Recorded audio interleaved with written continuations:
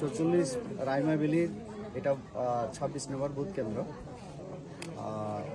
উন্নয়ন এবং শান্তির জন্য ভোট দান করলাম। আমাদের গণতান্ত্রিক অধিকার, তো কাজেই উন্নয়ন এবং শান্তির পক্ষে ভোটটা আমার এবং আমার সঙ্গে আমার সহধর্মিনী দুজনে আমরা প্রয়োগ করলাম।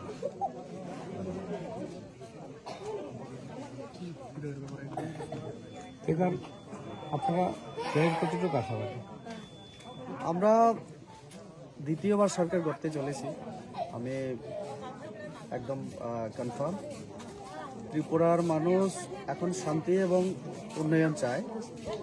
5 বছরে আমরা অনেক কাজ করেছি, তো করোনার সময় 2 বছর কাজ করতে না পারলেও নরেন্দ্র মোদী অন্তত সবাইকে বাঁচিয়ে রেখেছে।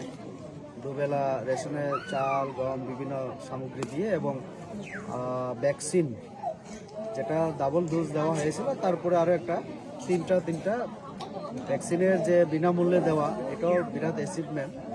এবং করোনার পরে দেশের অর্থনীতিকে সামলে রাখা এবং উত্তর পূর্বাঞ্চলের উন্নয়নের কাজকর্ম এগুলিও মানে অব্যাহত আছে।